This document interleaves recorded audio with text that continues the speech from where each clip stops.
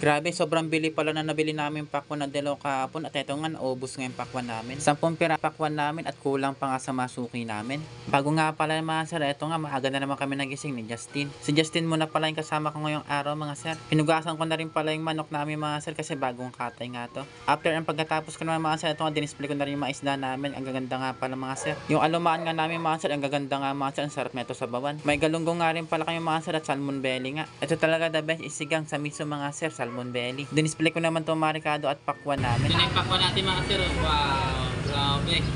Laki. Medyo marami yung paninda namin araw at sana nga maubos to. Pagkatapos nga namin mag-display dyan mga paninda namin, eto nga lumargan na kami para makarami. Bumili nga pala yung suki namin dito ng sayote at inubos pa nga yung sayote namin. Konti lang kasi yung sayote ko ang dala mga sir, yung saktong mauubos lang. Dito nga pala mga sir, ay nabawasan na yung pakwan namin. Pumapatak nga ng 2 kilo yung isang pirasong pakwan mga sir. At ang bentahan naman pala namin ay 50 pesos per kilo. At dito may kumuha ulit sa amin na pakwan. Wala namang internet. Baboy pakwan. Pilitin si mahirap pilitin. Gulay isda manok baboy pakwan. Bumili naman sa amin si nanay ng galunggong at salmon belly. Pumili lang si nanay ng mga galunggong na magaganda. At pagkatapos nga mga sir, ito nga nilinisan ko na itong mga galunggong. Okay, nagdagan isang palaya. Dalawang palaya na lang. Isang palaya pa. Yung suki naman namin dito sa tatay, kumuha nga sa amin ng bangus, 2 piraso at gulay. May kumuha nga rin pala sa amin dito, yung 2 suki namin, kumuha ng gulay at manok. Pagkatapos nga, nilinisan ko na itong bangus ni tatay at pinahiba nga lang sa akin. Yung isa nga pala mga sir ay pang sigang, tapos yung isa naman ay pang ihab. At pinaputol nga sa akin ni tatay yung buntot kasi medyo malaki daw sa kawali niya. At yung binayad pala sa amin ni tatay ay Gcash na nga lang kasi wala daw siyang cash. Nag-order nga pala yung suki namin dito na laging kumukuha sa amin tuwing Webes.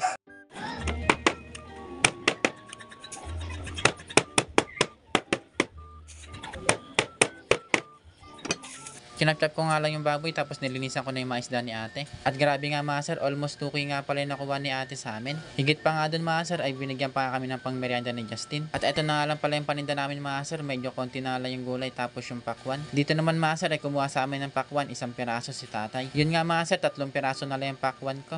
Tapos yung isang suki namin dito kumuha din ng 1 pakwan. Bali 1 piraso na lang yung pakwan namin mga sir kasi may kumuha ulit sa amin isang suki namin ng 1 pakwan. At pagkarating nga namin sa pangatlong subdivision mga sir ay naubos na yung pakwan namin, binili ni nanay. Kinulang pa nga yung pakwan namin mga sir kasi ang dami din naghanap sa amin. At nung tanghali na mga sir at medyo mainit na, eto nga nagpasundo na ako kay Frank. Para nga maiunan na yung mga tira naming isda. Medyo marami pa nga yung isda namin na tira mga sir pero okay lang yun. Babawi na lang kami sa next na tinda namin. At eto nga binigyan ko na ng pambayad si Frank. Baka pag uwi kasi namin mga sir ay sarado na yung pinagkukunan namin ng isda. Natiran din pala kami ng konting baboy tapos 1 pirasong manok. At yung mga tira na pala na ito mga sir ay pang ulam na lang namin. At binigyan nga rin pala kami ng isda mga sir sa kinukuha na ko ng isda. Ayun lang muna mga sir, hanggang sa muli, paalam.